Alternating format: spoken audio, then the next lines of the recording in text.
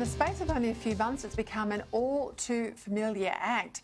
You know what it's like? We head to our favourite restaurant, we grab the phone, we scan the code, and a black and white box will turn up. We scan it off that box and we then punch in our personal details. Contact tracing has shifted from the national COVID safe app, which frankly, the federal government, pretty useless, cost us millions, to this now patchwork system of QR codes that differ state by state.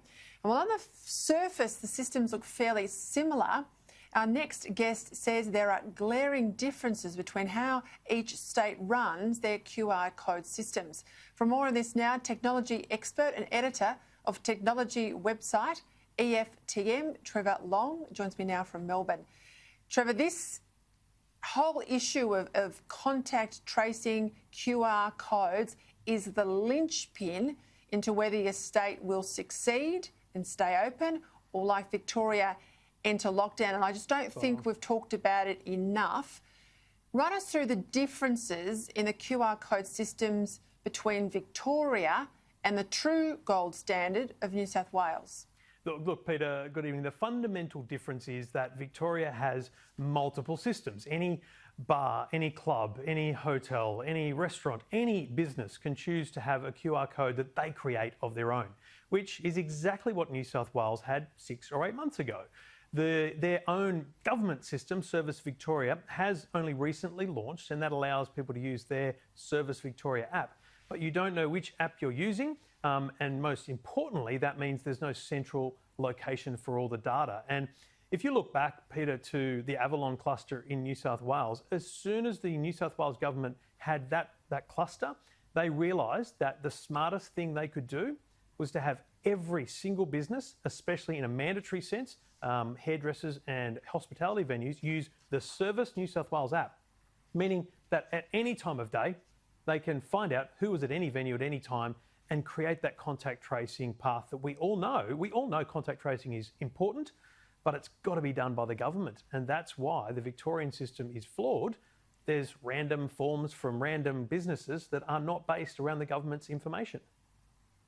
Yeah, let me just add too, so people understand this, in New South Wales, it comes up as a badged app, a New South Wales government badged app. You enter in your details, often the details are saved. It's certainly saved in the ACT.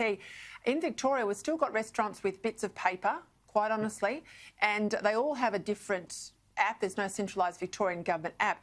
What happens in the case of, I go to a restaurant, then on the way home I drop past the pharmacy and I might go into the supermarket, and say I've checked myself in New South Wales, will that link those various places I've been?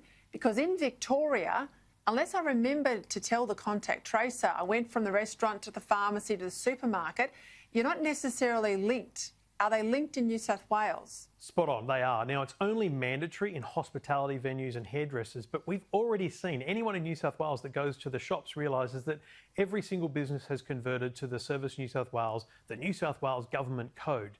Because we've all got the app, it's where our driver's licences are. We've got this kind of advanced, service app already. The Minister for Customer Service here in New South Wales, Victor Dominello, created this system that allowed us to have all of our government information in one place.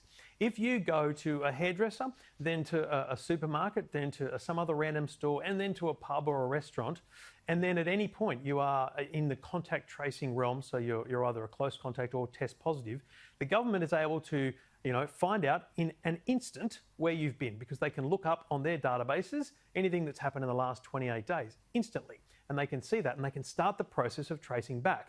In Victoria, if I was tested positive or a close contact, they would ask me all those questions, and then you'd have this situation where it's multiple points of contact. So there's multiple different systems that the government would need to get access to. And Peter, imagine this. You run a shop and someone tests positive because they were in there. The business has to be contacted by the government at all times of the night and hand over their information. It could take hours or days to get all that information and put it together and begin the contact tracing. And that's the problem with the New South Wales system. There's no simplicity to the problem for the contact tracers. Yeah, it's extraordinary. And Victoria was certainly locked down long enough to get this all right, but clearly they haven't. Trevor Long, that was beautifully explained, nice and simple. It's what we like. Thank you for your time. Pleasure.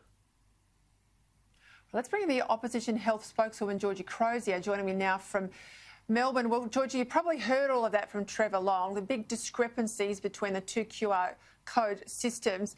I tell you, it beggars belief to me that while we're all locked up in our homes here in Melbourne for 4.5 months, why the government, when it sent all those people to Sydney, have put in such an inferior QR code system, because this is at the heart of their contact tracing problems, isn't it?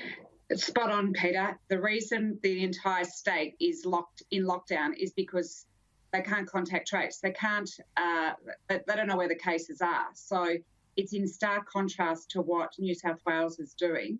And they've got their systems in place, they've got their processes in place. It is all very streamlined. And in Victoria, it is a complete and utter mess.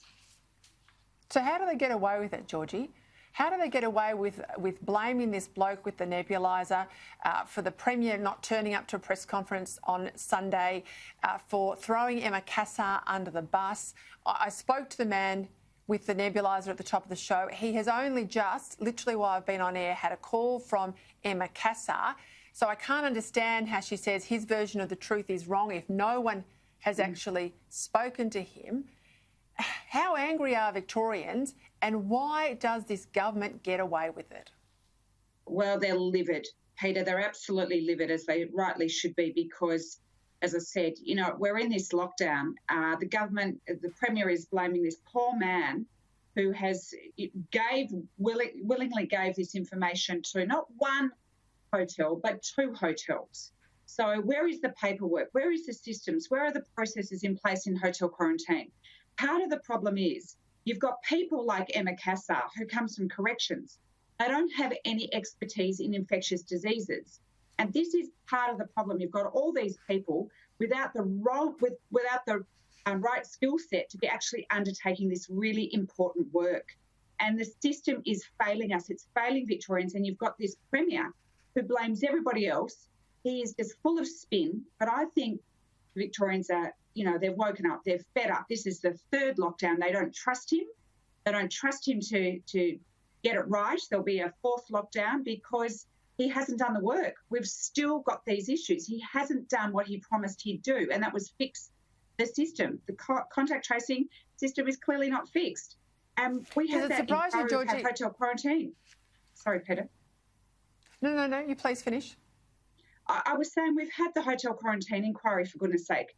We've had the contact tracing inquiry. The government said they were fixing things, the systems were going to be integrated. It was all absolutely going to be perfect, gold standard. We will be showing the rest of Australia how it should be done. Well, I don't think any other state wants to follow this lead. It is an absolute disaster. It's just devastating. When I spoke to patient X, the bloke with the nebuliser, he had tested positive about 10 and a bit days ago.